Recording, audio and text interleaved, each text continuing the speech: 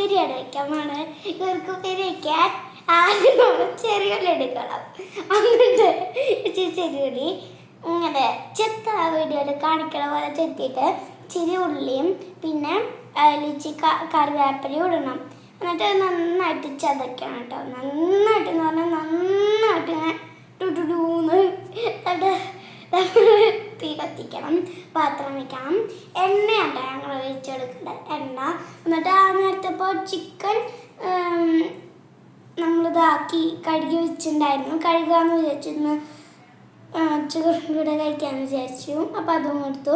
പിന്നെ ഇത് സവാളയും ഇഞ്ചിയും ഇതും അതിൻ്റെ അകത്ത് ഇട്ടിട്ട് മഞ്ഞൾപ്പൊടിയും മുളക് പൊടിയും ഉപ്പും ചിക്കൻ്റെ ഒപ്പം ഇങ്ങനെ പിടിച്ചിങ്ങനെ കുഴച്ച് വയ്ക്കണം. എന്നിട്ട് നമ്മൾ ആ നേരത്തെ ഇങ്ങനെ ഇളക്കി കൊടുക്കണം കേട്ടോ. വഴറ്റണം, അതുപോലെ ബ്രൗൺ കളറാണ് അവർ, എത്രക്കല്ല അങ്ങോട്ട്. ഇനി മഞ്ഞൾപ്പൊടി ഇടണം. എന്നിട്ട് ഒന്നുകൂടി മിക്സ് ചെയ്ത് കൊടുക്കണം. അപ്പോഴത്തേക്ക് നമ്മളുടെ ചിക്കൻ റെഡി അതിൻ്റെ വെച്ച് ഫ്രൈ ചെയ്തൊന്നുമില്ല, മസാല പുരട്ടി വെച്ചിട്ടുണ്ട്. ഇനി നമ്മൾ കാശ്മീരി കൊടുക്കണം. എന്നിട്ട് മുളക് പൊടി പിന്നെ വെച്ചും കൂടി ഇട്ട് കൊടുക്കണം കേട്ടോ. എന്നിട്ട് മിക്സ് വെൽ എന്നിട്ട് ലാസ്റ്റ് നമ്മളുടെ കൂർക്ക അങ്ങോട്ട് ഇടണം. ഓക്കെ, എന്നിട്ട് നമ്മൾ അങ്ങോട്ട് ഇളക്കണം കേട്ടോ. എന്നിട്ട് നമ്മളിങ്ങനെ ഇളക്കി വരുമ്പോൾ പരുവാകുമ്പോൾ മാറ്റിയിട്ട് നമ്മൾ ചിക്കൻ വറുക്കാനുള്ള പാത്രം കേട്ടോ അത്.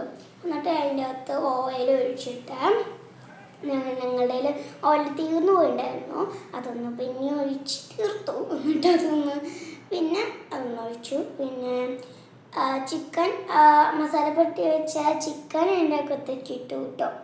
അതിൻ്റെ അകത്തിട്ട് ഇങ്ങനെ കുറേ നേരം വെയിറ്റ് ചെയ്യണം. അതാണ് എനിക്ക് ഏറ്റവും ഇഷ്ടമില്ലാത്ത പരിപാടി. വേഗം വേണം എനിക്ക്, വേഗം. അതിനിങ്ങനെ തിളപ്പിച്ചിരിക്കുമ്പോഴത്തേക്ക് നമ്മളെ കൂർക്കുപ്പേരി റെഡി, ചിക്കനും റെഡി. പിന്നെ ചോറിടാം, കൂർക്കുപ്പേരി വിളമ്പാം, അതിൻ്റെ കൂടെ ആ ചിക്കനും. ഞങ്ങൾ എൻ്റെ അമ്മ ഉണ്ടാക്കിയ തന്ന അച്ചാറാട്ടോ, അതുകൂടെ എല്ലാം കൂടി കൂട്ടി കഴിക്കാം. അപ്പം എല്ലാവർക്കും താങ്ക് യു. സബ്സ്ക്രൈബ്.